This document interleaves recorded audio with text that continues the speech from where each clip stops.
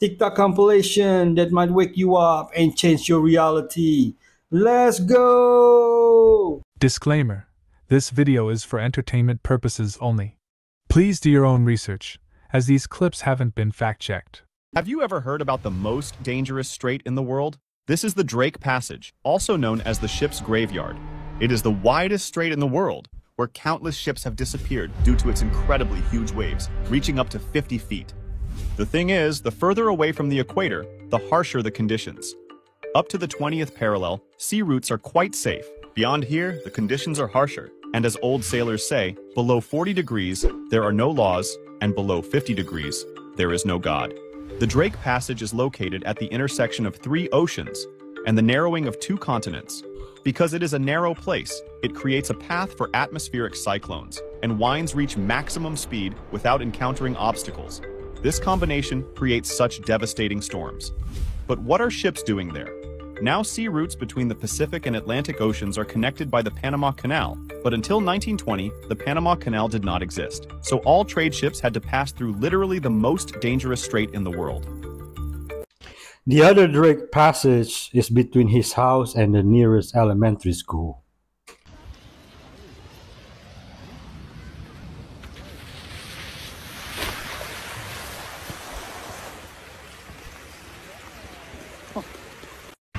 Bro has a Red Bull parachute for a reason.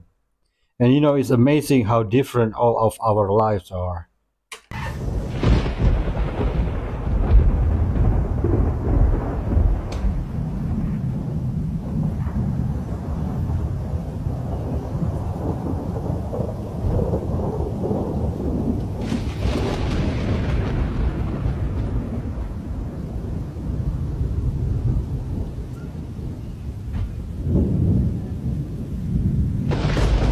Wow.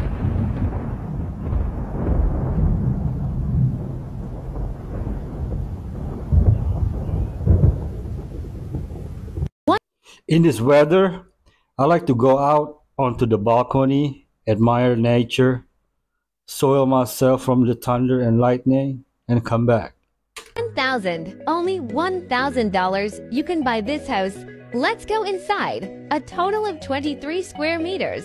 The inner equipped with 2 windows, electronic curtains, and PC LED light strips. And it also has a bathroom. Modular installation. Wow. Shipping worldwide. We are the manufacturer. Message me. I will send you our catalog and price list. Buy these and use them for Airbnb resorts on beaches. And this just the right size that could put an end to homeless. What do you think? Hey, I ain't gonna fake y'all. I was today years old when I found so I'm singing, right? You know, I'm just singing. Mama say, mama sa, mama kusa. Mama say, mama sa, mama kusa. Look over, he said, what you say? I said, mama say, mama sa, mama kusa. He said, you know he don't say that, right? I said, what'd he say? I'm gonna say it one more time, I'm not gonna stop. What? Black people, we make anything sound good. All these years, I've been saying, mama say, mama sa, mama kusa. And the whole time, he been saying, I'm gonna say it one more time, I'm not gonna stop. That's crazy. You know, we cannot all be singing it wrong. I think Michael got it wrong.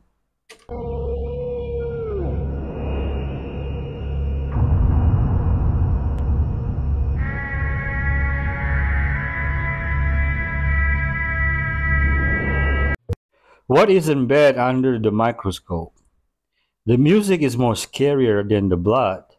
Little guys. These little guys have been spotted sneaking through homes in Bartlesville, Oklahoma. Using the cover of night, little guys are known to break into residences with the sole intent of rearranging the belongings of the occupants. Upon completion of their midnight mission, little guys retreat into walls, floorboards, and ventilation systems to rest and wait for residents to wake. It is thought that little guys gain sustenance from the confusion of humans, as occupants become increasingly baffled by the misplacement of their property. little guys become energized and prepare to target another household. Once fully rested, they promptly relocate and the mischievous cycle is continued. Little guys are notoriously difficult to spot and even harder to capture on grade. Seen here stopped in their tracks, little guys will almost always freeze if they sense detection. This behavior is thought to be a poorly developed defense mechanism. This has been a public service announcement from the Ministry of Latent Places. In Indonesia, we have this thing called tuyul. It's little bald guy like Casper. A lot of people claim to see it. A woman who claims to be the inspiration for an alleged stalker in the Netflix hit Baby Reindeer is suing the streaming giant for £133 million. Fiona Harvey says the character Martha Scott is based on her, and she accuses Netflix of defamation, emotional distress and other allegations. The streaming platform says it will vigorously defend the legal action which is being brought in California. Caroline Lewis has more. When it landed on Netflix in April, it quickly became one of the streaming giant's most watched shows. But the fallout from the dark comedy has been almost as gripping. Ladies and gentlemen, this is my stalker. Say hello to Martha. Don't you say that to me! Written by and starring Richard Gadd, Baby Reindeer is billed as the true story of how he was relentlessly stalked by a woman who in the show is called Martha, catapulting him from a little-known comedian to a global superstar. It literally felt like overnight. It just exploded. My phone was going off, my doorbell was ringing. But it became embroiled in controversy almost instantly as fans tried to track down the real people behind the characters, quickly singling out 58-year-old Fiona Harvey as the real Martha. Speaking to Piers Morgan, she said she'd been inundated with death threats, but denied being a stalker. It's taken over enough of my life. I find it quite obscene. I find it horrifying, misogynistic. She's now suing Netflix for £133 million, calling the show the biggest lie in TV history, adding it had destroyed her reputation, her character and her life. This was not a completely fictionalized story, but a story written by the stand-up comedian where he plays, in effect, himself or a version of himself. It was all just a little bit close to the reality. In a statement, Netflix said, "We intend to defend this matter vigorously and to stand by Richard Gadd's right to tell his story." Baby Reindeer will certainly make production companies think twice about how carefully they ensure real-life dramatizations aren't too close to reality. Oh great, there's the monthly charge going up then again. And why should she get paid for stalking someone? Aging is so beautiful. It's natural. I love and embrace age. It's easy. I embrace my age and I embrace aging. I love aging. It's amazing. Aging naturally, like just age gracefully. You know, why are we all out here trying to be 21? Like LA? Yeah, 17? I'm not 21. Literally. Look at this. And This is I'm 47. natural and I embrace it. You know what I'm saying? Do you know what I mean? Not enough people are They're not embracing their age. age. They're It's trying like to we be are women teenagers. and we age, and And it's that's just part of embrace life. it. It is part of life. Yeah. People just don't They let don't. themselves be. It's just like stop going to the salon, Salon, stop stop spending the getting money. Botox. It's a waste. I would never do that. I would never get Botox. How could you put foreign objects in your that is face? unhealthy. Yeah, they can't even talk It's normally. unhealthy. The fact you both talk at the same time and understand each other is true friendship. Let's play a game. I'm gonna name off some random people and you tell me how many random coincidences there are. So this is Dmitry Petronov. Apparently he created a plasma battery that powered his 2-story house for 16 months. In 2010, he went to a bakery and that's the last time the world ever saw him. Coincidentally, this is Zachary Warfield. He was also working on a plasma battery. He even met with Dmitry a couple of times to exchange notes. He died in a crazy boating accident. Stefan Marinov was the leader of the European free energy movement. Apparently they made a ton of headway. They had a breakthrough but he fell out of a window? What? Oh, by the way, if you've already seen this video, it's because I posted one and it got pulled down for community guidelines. I'm appealing it, it might come back up, but I figured I'd make it again. John Mullen was a nuclear physicist that worked with one of the largest military contractors in the world. He discovered something big, but then died of arsenic poisoning, but don't worry, his girlfriend was the suspect. They actually found her dead in her apartment as well. Well, that's the end of that. No other suspects. Okay, case closed. This is Eugene Malov. He's an expert physicist that claimed to have a prototype of a free energy device that utilized cold fusion. You're never going to believe this. The day before he was going to release this to the public, he was beaten to death, and nobody can find his research. Ari DeGo also worked on a free energy device and actually patented his technology. He was headed to the airport to go meet some investors, but he never made his flight. They found him dead in his car. What? Rory Johnson was said to have built a car motor that utilized cold fusion and can get over 500 horsepower.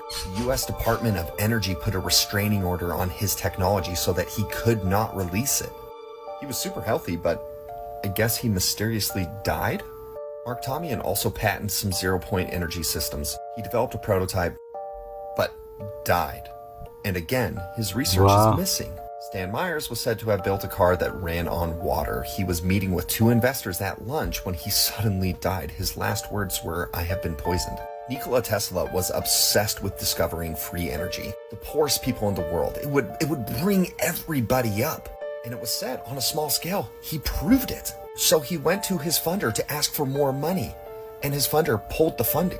This was JP Morgan. Now, I know this is just a coincidence. It has nothing to do with the fact that he owned General Electric, he owned freaking copper mines, rubber mills, everything within the fossil fuel system he had a piece of. Oh, by the way, Tesla was blacklisted from the industry. Nobody would fund him. He died penniless, but the government came in after he died and confiscated all of his research. There were 80 boxes.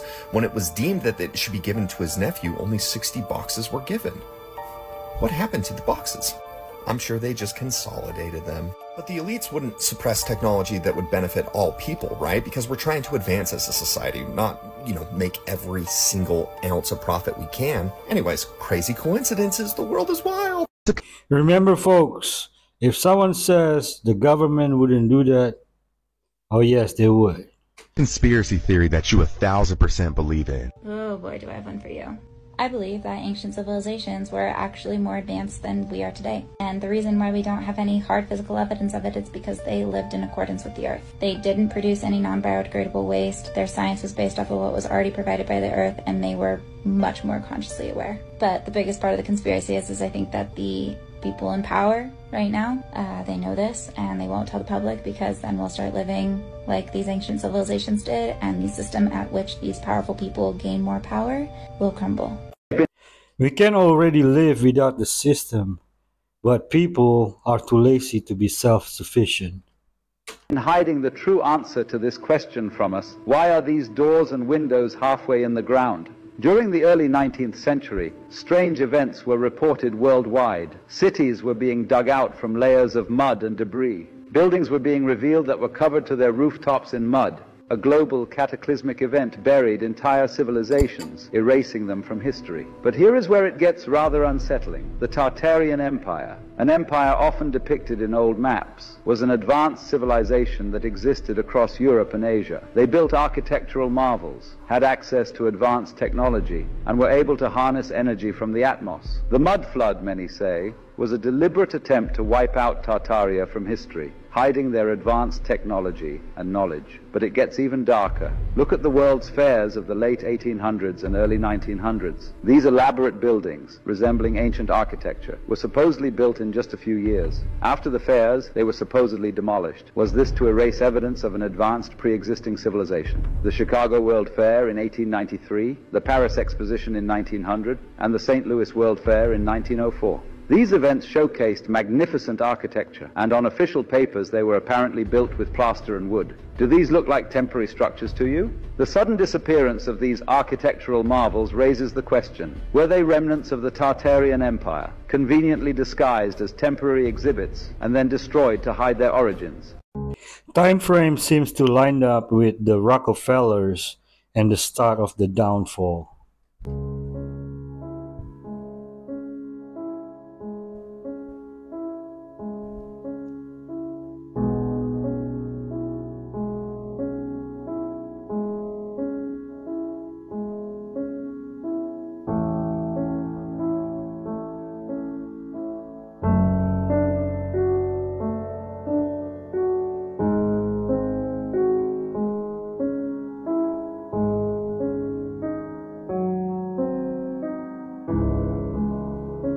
Magnificent.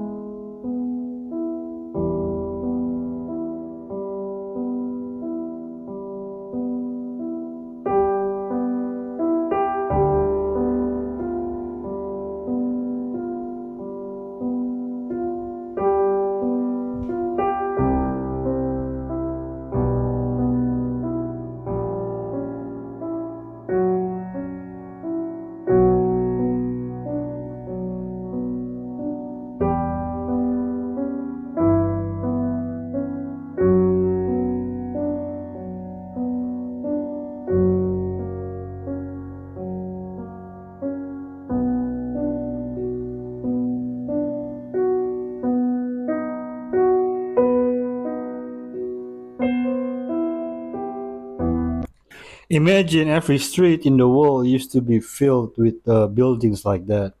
Then, one day, everything disappeared. The old world built by the previous civilization.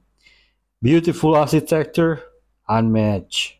What if I told you there was a guy in Hollywood who fixed famous people's problems, a Hollywood fixer, if you will? And there were a lot of times that celebrities would call him, like in the middle of the night, to help them with a problem that would arise that they can't call the police for. And he would take care of those problems and he would get rid of any evidence and then no one would be the wiser, right? Like big celebrity names like Chris Rock and other people would use this guy. And he also had a lot of friends that were judges and cops. And even though he had friends who were judges and cops, he loved wiretapping. He wiretapped everybody. He wiretapped himself even. And when they busted him, he had like weeks of wiretap hours already, stashed away somewhere.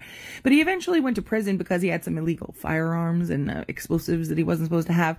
And so he served 9 years and he made sure to brag about how he served 9 years and didn't rat anybody out because he had secrets on a lot of people in Hollywood. Then he gets out of prison after those 9 years and he's welcomed with fanfare by different celebrities. He's getting courtside seats at the Lakers games. He's getting interviewed by Alec Baldwin on his podcast, where Alec Baldwin is like, oh, what a guy, this gangster guy. He's such a guy. It's all very weird. And then he's getting flown out to Vegas for different things, I think by Leonardo DiCaprio. So there's all of these celebrities who are meeting this guy when he gets out of prison. And he's wearing Italian suits. He's, living a nice life. And it's just because he kept secrets for people in Hollywood that he said that he destroyed evidence for that no one else will know. He'll take him to the grave. Anyways, that guy's name was Anthony Pellicano. He's the real life Ray Donovan. There's a movie about him. It's called Sin Eater. And it's New York Times presents Sin Eater. You can watch it. And there's some recordings of Chris Rock and some other people in that movie that are very interesting. There's a lot of stuff about Michael Jackson, stuff like that. I don't know. He's just somebody that I think you guys should all know about. He's just a very interesting character. Okay, that's all. The rabbit hole of Anthony Pellicano and Linda Fiorentino is fascinating. If you haven't looked it up, do so. Last time I went to a school, after I spoke, there was a bunch of girls that actually came up to me after and asked, do you know this specific creator? I was like, I know them from TikTok, that's it. And I was like, but I'm assuming you enjoy their TikToks, that's why you're asking. And they're like, yeah. And I'm like, what do you like about this person? And they're like, well, they seem happy and they can travel. And I was like, wait, so you think that the only way you can be happy and travel is to do OnlyFans? And they're like, yeah. This guy was doing those street vox pops, asking kids questions on the street. And he asked something like, oh, who's your favorite celebrity? And a few of them said this one name that I didn't recognize. Went to her profile and she was an OnlyFans creator. And these kids would have been 13, 14. Yeah, absolutely. Wow. And for little young boys, I can't imagine how confusing that must be, because you're seeing this person on TikTok and they're getting rewarded for their actions through the likes, the followings, the deals you can get, the lifestyle. So then young boys are being taught that, okay, that's a desirable woman. That's what a woman should be. And then young girls are going, okay, this is what's rewarded. And then this is what guys. So it's a whole. It's almost like grooming them in a way. Absolutely. It truly is. And it's intentional. I completely agree with this. I think people are normalizing it way too much.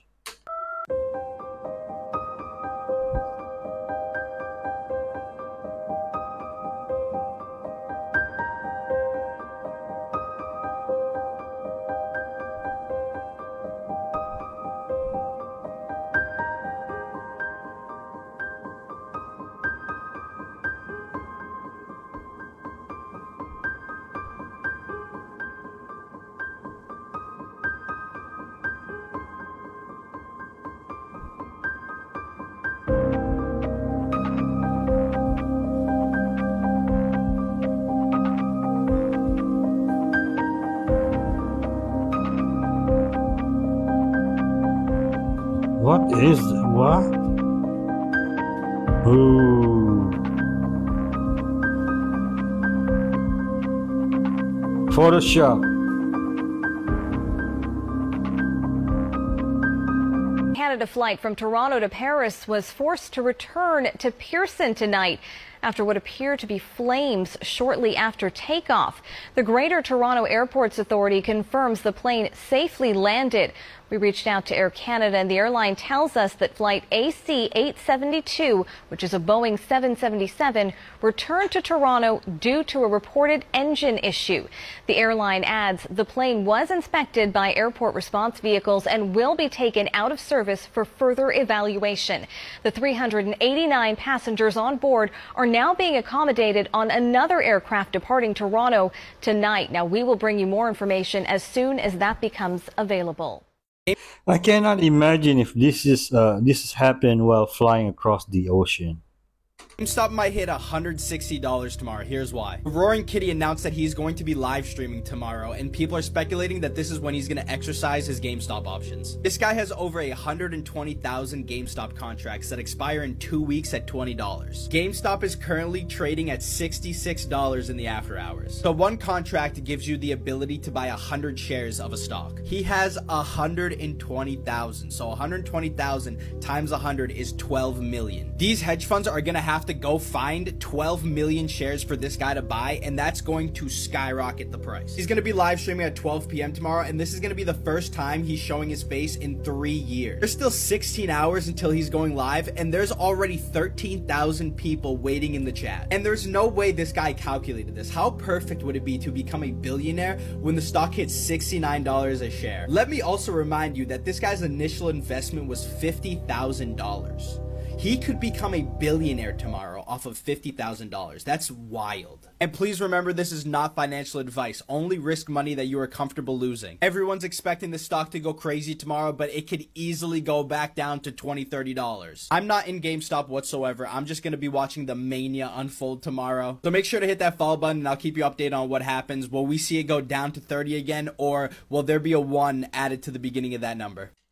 Yesterday was down 20% and today 40%. If I wanted to buy, this is the time. You guys, something very strange and sinister is going on. I can't put my finger on it. We are 6 months into the year. I mean, how is that even possible? The days is going by too fast. The months is going by too fast. The weeks is going by too fast. It's like the moment I go to sleep, I'm right back up again, going to work. And I just want to know who else feels this way, because this feeling is so weird. And then it's like outside doesn't feel real. The moment you step outside, you get this weird feeling, like this weird ass vibe. Outside does not feel real. It's like everything around us is fake. Everything is poison. The food, the water. I'm starting to feel like time did a reset. And I bet you it has something to do with certain... And then I'm sitting here thinking to myself, I just paid rent. I gotta pay rent again? Y'all, I feel like rent is due every 2 weeks now. I'm starting to feel like it's only 5 days in a month. Listen, whatever it is that's going on, something ain't right. Y'all better save this video because something is not right. We are not living in our correct time zone. Only certain ones of us feel this way. The blind and sleeping are continuing lives like they always have. In 2004 in, I believe, Louisiana, there's this guy named Mitch. He is a senior in college at the time, right? Like some college in Louisiana. I guess there's this girl in his class that he really freaking loves. Like he's loved this girl for a while, bro. He's probably been trying to get at her since his freshman year of college. It's a girl named Kayla. Eventually, bro, she budges. She's like, okay, I guess. Like, I'll, you know, like we can go on a date. They hit it off. They end up dating, they become a thing, they finish college together, they end up getting married after college. So pretty much it seems like this life is just going uphill, right? After that. So they end up, you know, getting the jobs that they want, they end up having the white picket fence, all that type of American dream. Cool. By 2009, they already have 2 kids, a girl and a boy. Everything is going perfect for this dude. One day he's posted up in the living room. He is watching TV. The dude is sitting there, I think he's watching like football. He ends up noticing on the side of his eye, he looks over in the corner, he looks at this lamp in the corner of his house. The base of it looked hella like blurry to him. So he started wiping his eyes, like, what the f is going on? Yeah. So he starts like getting close to it, like really trying to look, like, what the f? It's still blurry. Everything else in the house isn't blurry. So he's like, what the f? Like, why am I like, you know, it looks glitch in the weird. system. He goes back to watching TV later on that day. He finishes the game. He notices again. He's like, bro, let me just take one more look at this mother. He looks at the lamp again. This time when he sees the lamp, it's flipped upside down. What the f? It still looks blurry. He does what every guy does. He goes, I'm going to sleep it off. I'll give it a week or whatever, right? He ends up waking up in the middle of the night because he damn near can't sleep. Keeps thinking about it. He goes downstairs, but he's like, I got to go look at it one more time. His wife wakes up a couple hours later. She comes downstairs, and he's sitting there with the TV off, everything. He's watching it, looking at it. And his wife comes downstairs. She's like, what the hell's going on? Like, are you okay? And he doesn't answer. It's almost like he's in a trance. Yeah. She's like, Mitch, he's not answering. I'm going to call the doctor. He's locked in. He could hear his wife, though. Her voice starts to slowly fade out. And then everything starts to fade out. And he looks at the lamp again. This time, the lamp is bigger. It starts to grow inside of this room. Like, the lamp keeps getting bigger and bigger to the point where the lamp pretty much fills up this guy's whole vision. Yeah. Where he can't see anything else. Everything turns dark. Like, all the lights in the house turn dark. Yeah. He starts having this ringing feeling, like, in his head. He starts hearing something. And he's sitting there, he's like, you know, closing his eyes, and he's like, oh my God. He opens his eyes up. Now he's on the floor. And there's like a bunch of people that are wilding out around him. Like everybody's wilding and they're all running around, you know, running. So he's like, what the f is going on? So he stands up and he starts calling for his wife and his kids, right? This police officer runs up to him, picks him up, takes him, puts him in the car and drives this dude to the hospital. What the f? So he's like, what the f is going on, bro? Like, where the hell are my wife and my, you know, my kids, right? The doctor tells him, dude, look, I don't know what to tell you right now, what you're even talking about, dude, but you just took a terrible hit to your head, dude, during a football game. He never... All of the life that he had was all fake. Was all in his head, and he was only knocked out for like a minute or 2. Really? Yes, and it was all not real. And for some reason, the lamp was the only thing that brought him back. Till this day, they said, this guy, he has dreams about his kids that never existed. That's scary. He literally had like a Rick and Morty, like what's that game called again? Roy? Yeah, Roy, yeah. He literally had a Roy. Where he lived a whole life that's not his. What is the country with the lowest legal age for sexual activity in the world? The vast majority of Americans cannot believe that the legal age of the country ranked first is so low. The world average legal age for sexual activity is 17 years old. So what is the country with the lowest legal age? 5th place, there are a total of 5 countries whose legal age for sexual activity is 16 years old, namely Belgium, the Netherlands, Spain, Russia, and Singapore. 4th place, Singapore? There are 3 countries with a legal age of 15 for sexual activity, namely Greece, Poland, and Sweden. 3rd place, there are 2 countries with a legal age of 14 for sexual activity, namely Germany and Italy. Secondly, there are 2 countries with a legal age of 13 for sexual activity, namely Japan and Comoros. Before announcing the 1st place, what age do you think is the best legal age for sexual activity? Write your opinion in the comments section. The legal age for the 1st place is 12 years in 2 countries, namely Angola and the Philippines. I think physically and mentally fully grown at 25. And the lowest is Yemen, and it's 9. They're following the step of their prophet. In a nearby village, confirmed he was taking the 9-year-old as his second wife. I'm 55 years old. I have a wife with 4 daughters and a son. I bought her for myself. I will wait till she becomes older. The buyer asked for it to take place at a house in his village and not the camp for security reasons. He paid a total of 200,000 Afghanis, just over $2,000 US for Pawana, in land, sheep and cash. This is your bride, please take care of her, says Pawana's father. Of course I will take care of her, replies the man. As he drags her away, she whimpers. Moments later, she digs her heels into the dirt, refusing to go. But it's hopeless. What a sick bunch of people. Barbaric. A hungry wedding photographer deleted all the photos and left the wedding after being denied food. Here's what went down. All right, so he's not a photographer by trade. He was a dog groomer, had a really nice camera, and his friend said, hey, look, can you film our wedding for us from 11 a.m. to 7:30, and we'll give you $250. If you ever paid for a wedding photographer, that is extremely cheap. Well, the venue was outside, and it was hot. There's no AC, and about 6 hours into it, food's coming out, and he's like, man, I need a break. Well, they wouldn't let him take a break for water, take a break for food, and everybody's being fed, and he's kind of like, man, there's no seat for me. I'm one of the friends of the bride and groom. So he went up to the groom and he's like, look, hey, I need a break. Can I get a 5-minute break? Go get some water and, get some food here. And the guy was like, listen, I need you to be a photographer or I need you to get out. Well, at that point, he's like, are you sure about that? And the groomsman said yes. So he deleted all the photos off his camera and he left without pay. Now, later on, he went to Reddit and he posted in the Am I the part of the forums what he did. Most people sided with the photographer, some sided with the couple. But how would you feel if you were the couple or the photographer? It's always customary to fit the photographer at the wedding. Personally, I wouldn't have deleted the pics though, but I would double the price 10 times if they still want them. What would you do? Drop a comment, please.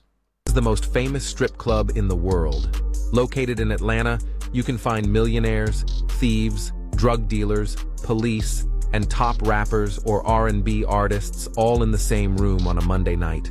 Magic City has been a launching pad for many rap artists and is famous for its vibrant atmosphere and crazy dancers. Famous visitors include Drake, Future, T.I., 2 Chainz, The Migos, and Cardi B. One legendary story is of rapper Future, who was discovered by a DJ at Magic City. His frequent performances there helped catapult his career. Another famous story involves Drake, who once spent over $100,000 in a single night, further cementing the club's legendary status. The club was opened in 1985 by Michael Barney, and over the years it has survived an arson attack, and its founder being jailed for federal drugs conspiracy charges, but somehow it has managed to retain its magic and is still going strong today. We don't have strip club here. It's illegal. If you're from ATL, please drop a comment. So awesome, you've probably never heard of this secret code or secret message in Genesis. Listen to this. Look how amazing the Bible is, okay? Listen to the first 10 names of guys in the Bible, and it just shows you how the plan of God's so perfect. Adam means man. Seth means appointed. Enos means mortal. Canaan means sorrow. Mahiliel means the blessed God. Jared means shall come down. Enoch means teaching. Methuselah means his death brings. Lamech means despairing. Noah means rest. Put them all together, and this is what it says. Man is appointed mortal with sorrow. The blessed God shall come down, teaching that his death brings the despairing rest. Gives you the entire plan of redemption with the first 10 names of guys in the Bible. Did you just catch that? Yep. God's plan to save the whole world through Jesus is found hidden under the meanings of the first 10 names of the Bible. If you believe God is real, type amen in the comments. And for more content like this, follow and subscribe for more. More details behind this great biblical code. Look up Chuck Missler. He goes into detail on this. Babe, I have been shot and I'm bleeding out. I will be dead in 45 seconds. What are your last words to me? Listen, babe, you're being melodramatic. I mean, dying in 45 seconds? That's so cliche. But hey, if it's really your time to go, at least make it interesting. Think of it as your grand exit, like a diva leaving the stage.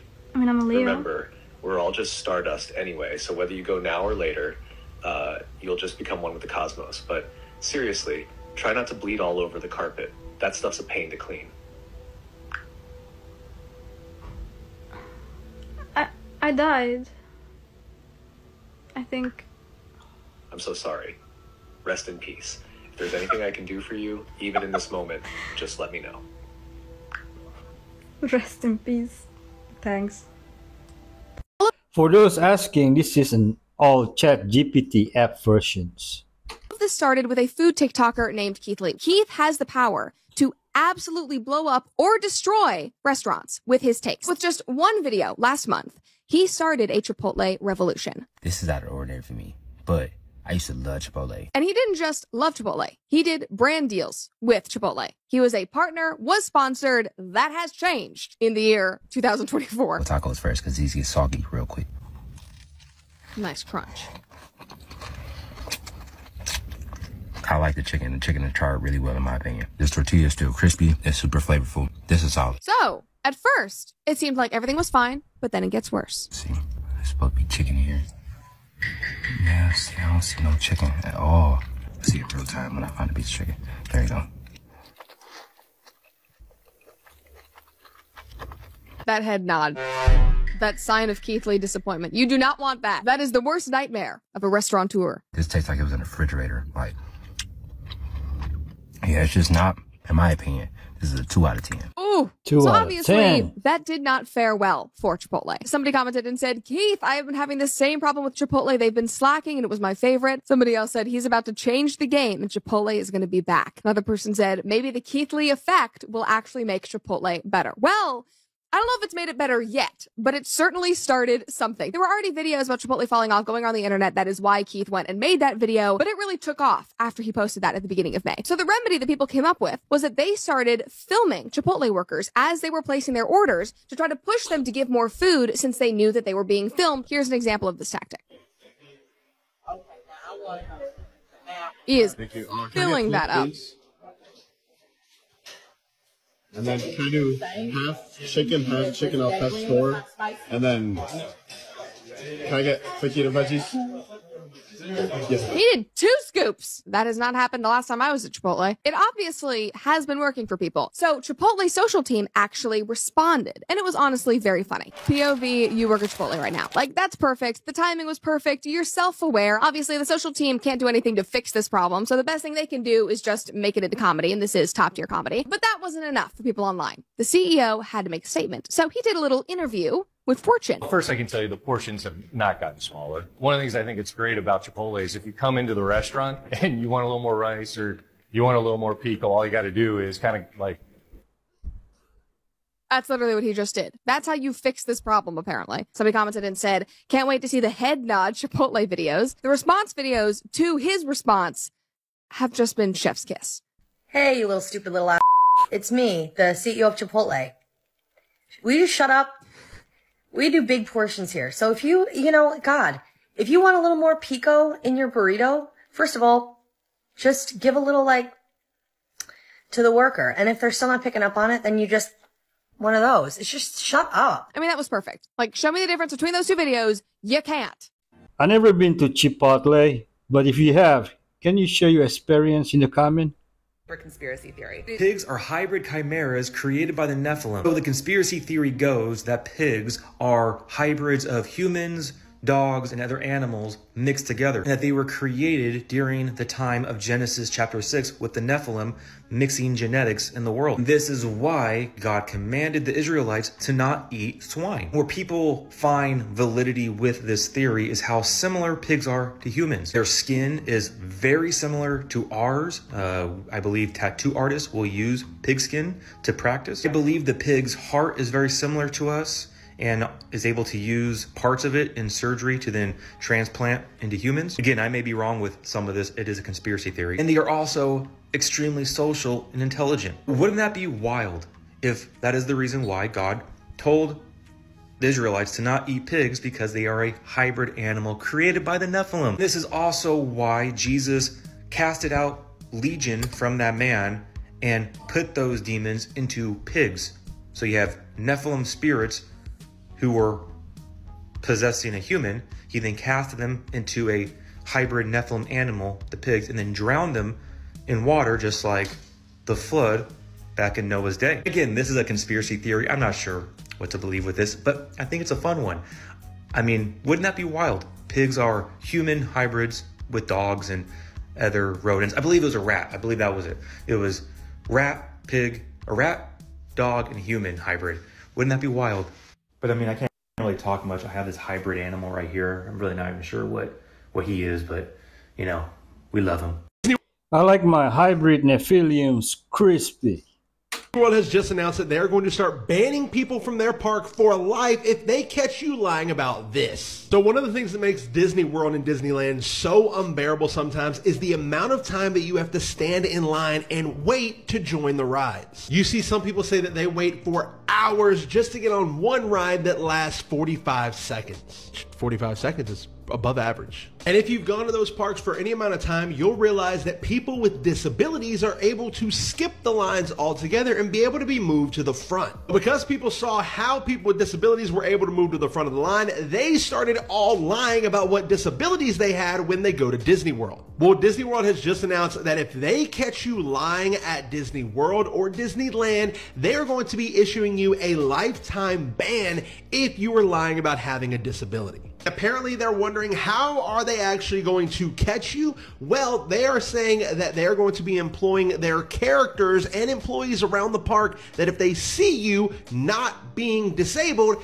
they're going to start reporting you and then be able to ban you from life for the parks. Let me know what you guys think about this down in the comments, because I definitely do not like waiting in line, but I don't think I would go as far as to fake being disabled. Tell me if you live in America without telling me if you live in America. It's the story of the woman that brought her child to daycare who was already dead. One day at the daycare, he got sick and threw up. So my director told his mama he can't come back unless she bring a doctor's note, you know, stating that he's okay. So a few days go by and it was made clear among the staff, don't let him come back because his mama didn't come up with the doctor's note.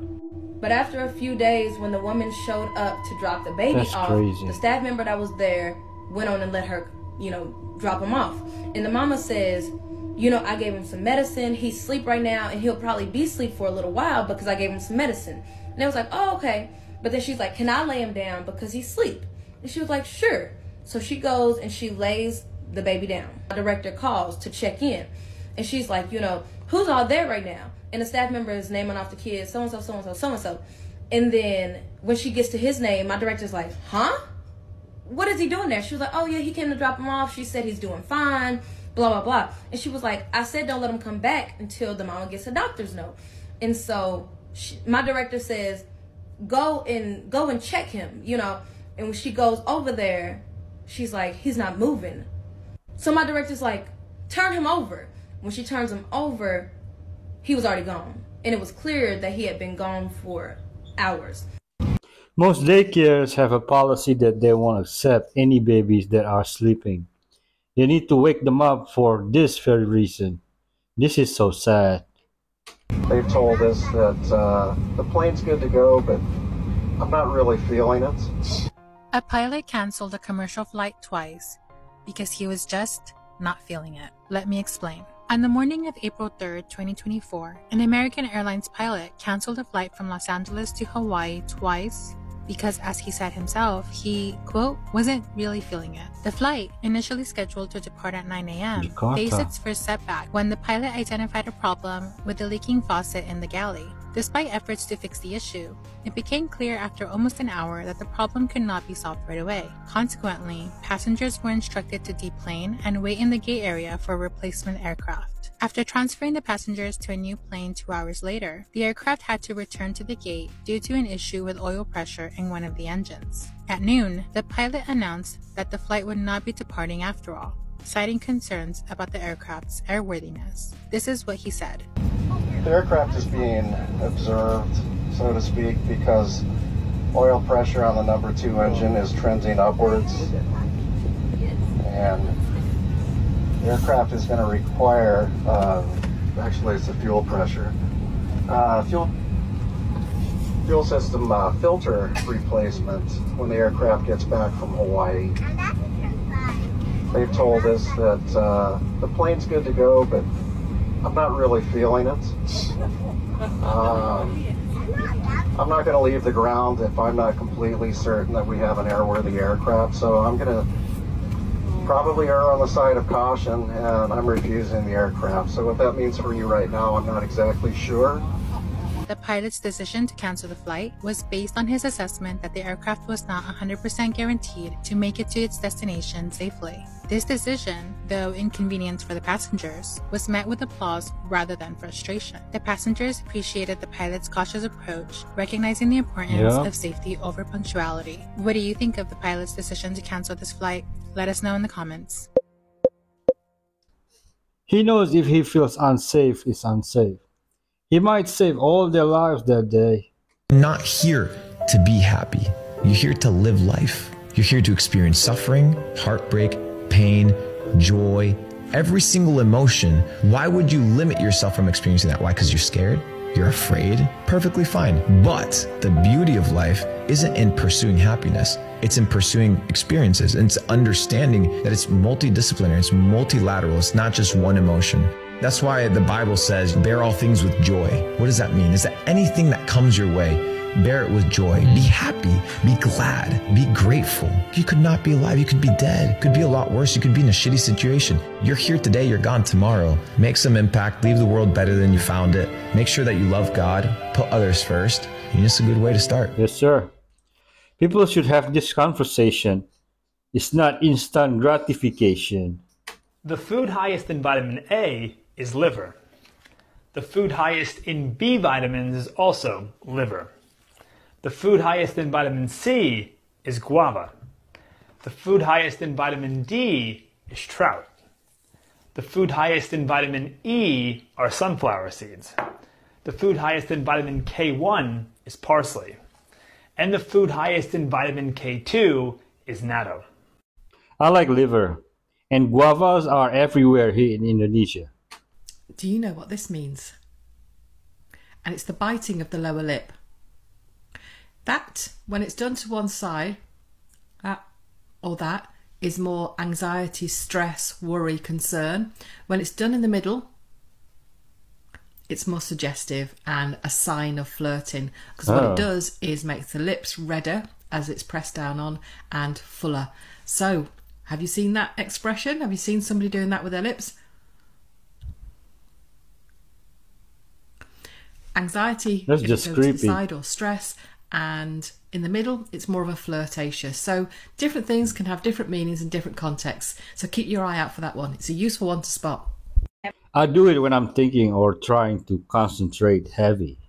I never thought I would say this, but I'm 99.9% sure that I was nearly trafficked the other day. So it was my first day in South Africa, completely alone. I planned to meet friends the next day, but this day I was going to be by myself. One thing about me is I'm an extremely independent traveler. I have no issues being alone. If I'm in a new city, I want to be able to explore. I want to look around. Being South Africa, I knew that I had to be cautious. However, I had asked my hotel reception if it was safe for me to walk the city, and they said it was 100% safe for me to walk around alone as a female. It was a nice hotel with plenty of reception staff to help, and I had asked multiple of these staff members if it was okay for me to walk alone, and they told me it was. PSA, do not ever do that as a solo female in Africa. They lied. Turns out I was actually staying in an extremely dangerous crime and kidnapping zone. Anyway, trusting the reception, off I went on my walk. About half an hour in, I noticed that I was getting a lot of stares. People were looking at me like I was a crazy person, and I heard a couple of people talking about the fact that I was by myself in shock. At this point, I start to feel a bit uneasy, and I decide that it's time to turn around and that I'm probably not in a safe place. As I turn around to walk back, back, I see a lady cross the street and start walking behind me. You know when you can just feel someone watching you? I could feel her watching me. At this point I was just like, please just get me home, please don't approach me. And sure enough, I hear, excuse me. At first I try to ignore it, but she catches up to me and says, excuse me, again. At this point she's come up right beside me. I have no personal space, so I can't ignore it. I sort of awkwardly turn to her like, hey, and then look away, hoping that she'll get the hint and leave me alone, but she doesn't. She starts to make casual conversation with me and she's asking me a bunch of questions, but off the bat it feels like an interview. It's like she's reading off a script. It's eerie. She's trying to make casual conversation and relate to me and make jokes, but it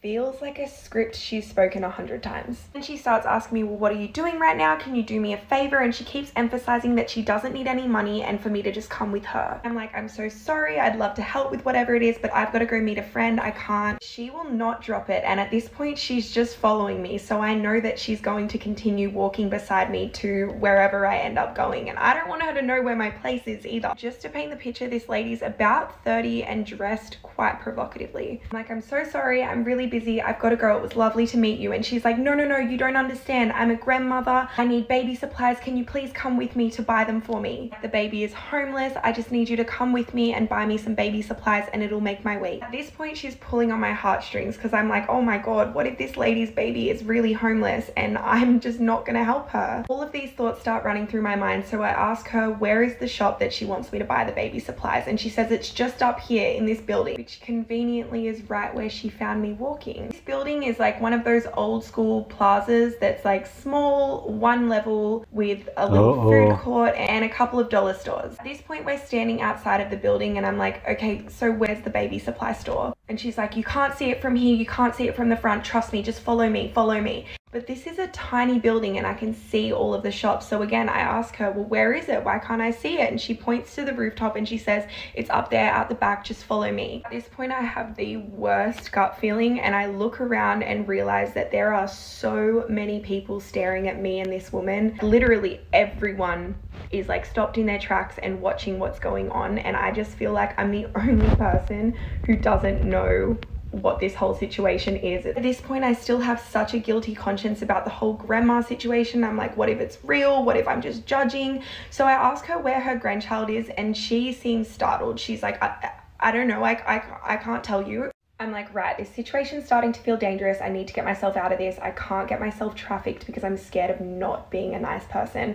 So I say to her, I'm so sorry, but I need to go and activate my card. I don't have any money, but I'll come back and help you. My actual plan was to go and assess the situation and make sure that I wasn't going to get trafficked. As soon as I say that, she's like, no, it's got to be now. And I'm like, but I don't have any cash on me. And she's like, but just come with me. Like, it's got to be now. And I'm like, but I have to activate my card. I'm so sorry. I ask her where I can find her and she says, I don't know. And I say, well, where could you possibly be? Like, where might you be? I will come looking for you. And if you're around, I will give you the money. And she's like, I don't know. I can't tell you anything. I have no idea. I'm like, you have absolutely no idea of any location that you could possibly be. And she's like, no, I can't tell you anything. So I look at her and I say, I'm so sorry, but I actually can't help you then. I'm really sorry. And the thing is, I keep repeating, I'm so sorry, I'm so sorry. After I'd repeated this about 3 times, I looked into her eyes and when I tell you, I saw the guilt wash over her face. Like there was something going on behind those eyes where she just knew that she wasn't doing the right thing, and it's like she felt bad that she had picked me. She leaves me alone. She lets me walk away. And then the next morning, I decide to go for another walk, but this time stay very close to my hotel. I'm walking out of the street and a beautiful black lady comes out of her house and says, excuse me. I turn to her with a big smile and I say, good morning, how are you? She has the most serious look of concern over her face. She doesn't even answer the question. She just says to me, please, whatever you do, do not walk down that way, and points in the direction of exactly where I was the day prior with the baby supplies lady. I say, oh, why? Is it not safe? She tells me there are a lot of people who want people with certain genetics who wait down there for people like you, and they will trick you, they will approach you, and you are not safe. Do not go down there alone. I try to keep it lighthearted and give a little bit of a laugh and say, oh, like human trafficking kids? She's like, yes, this is not a joke. I'm so serious. Do not do it. I immediately went back to my hotel and voice noted my mum and said, Mum, you know how I kind of joked about maybe being nearly trafficked yesterday? I think I was right.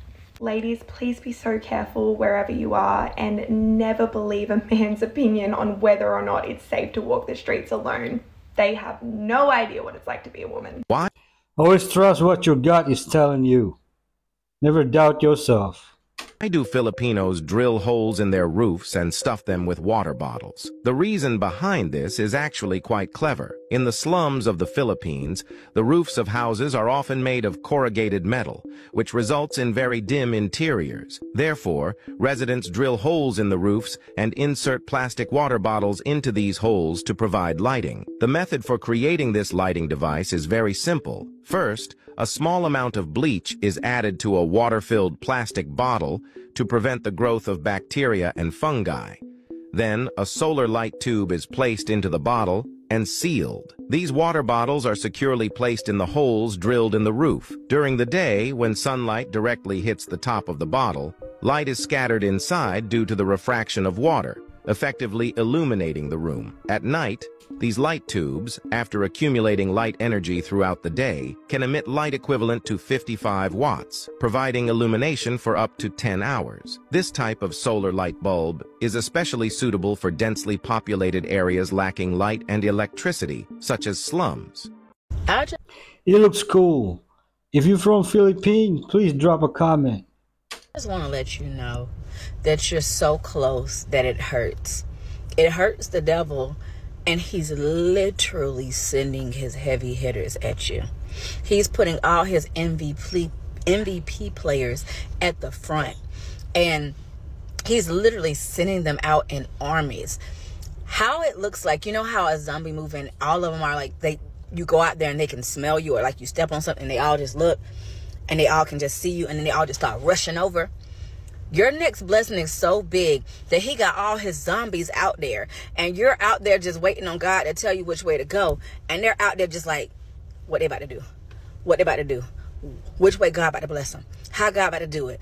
And they're literally just waiting to run and attack and cling to you just so they can try to go to the next level with you. But you can't be mimicked. Like you can't be fooled. You can't be manipulated. You know who's for you and who's against you. I don't care who tries to come and act like they've been your day one. You know who your day one's been. You know who's checked on you when you had depression and anxiety, when you ain't have $2. You know who always check in on you. The blessing that God is getting ready to give you is literally going to have people out here like zombies, like, oh, I used to know her in 1999. Oh, I used to be her friend in high school. Oh, we used to be friends at the merry-go-round. Like, they're literally about to be trying to get little things, like ravage up some little things so they can be like, we used to be. And they're literally about to run after you. And you're going to get phone calls, pop-ups, emails. Like, these people are going to be making statuses and trying to tag you. They finna have pictures from when you was a baby playing with them in diapers. They literally are about to be like, I knew her. I knew him. Your status is changing. You don't feel it yet, but you feel it. Let me break it down.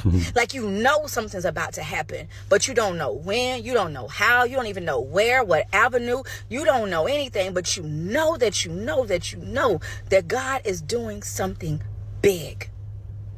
If and you the know, enemy you know. knows too. So he's literally having his agents waiting, and their ears are to the ground, and they're hoping that they can hear which direction to go. They're hoping that they can hear anything to see where you are. Get ready to get these people who didn't even rock with you like that. They got a high school photo, an elementary school photo, a yearbook, whatever. Your mama, their daddy used to be friends long time, whatever, project days, whatever. You know, they're literally about to have these pictures of you. They finna go scramble up some pictures. They finna be posting, tagging. Your status is changing. Like, I want to say like a celebrity status, honestly. And they want to be like, you know how like they got the barbs and the bees and this and that. Like, you going to have something like that, but it ain't going to be like, you like that, like the money, you know. But you about to have a status attached to you, and they going to want a piece. You know who your day ones are. You know who rock with you when you ain't had nothing. Remember that. But the devil got his ear to the ground. He got his zombies out there waiting. And baby, they hoping that they can chase you down. Stay prayed up. Stay prayed up. And know who you getting ready to take with you. Because some things are about to happen overnight. There's a shift in the atmosphere. And it's about to happen when you least expect it. Your status has changed. My next blessing is so big. Thank you, God. I receive it in Jesus' mighty name. What made you switch from Muslim to Christian? Right. So basically, when I started studying power, like I'm obsessed with power and who rules me, and I found out most presidents, they were like homosexuals, and they would go to a different temple, not church. They would go to a Masonic lodge, a temple. There's plenty here.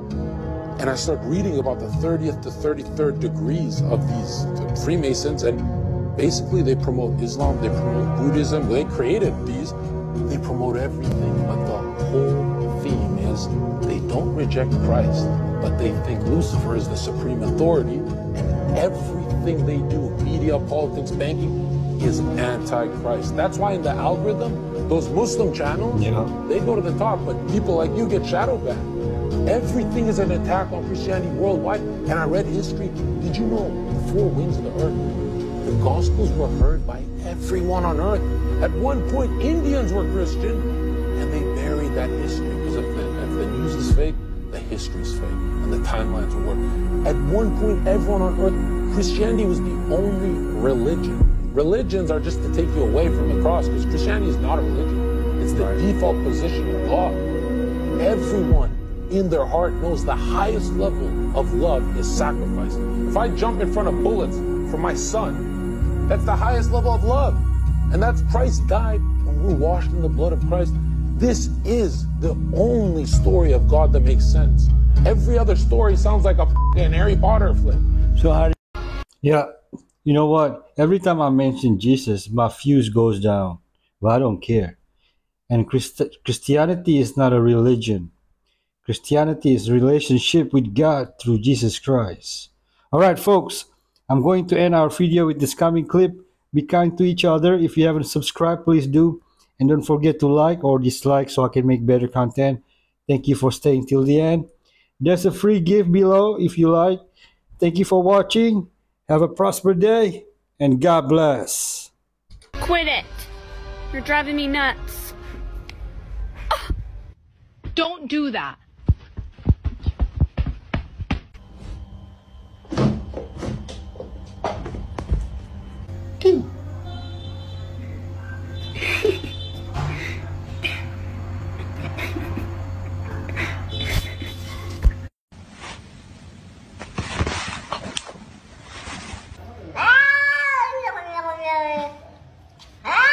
Look at this. Perfect. I don't want to.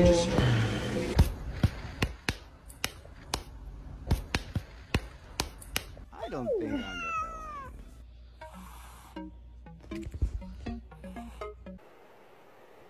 Whee!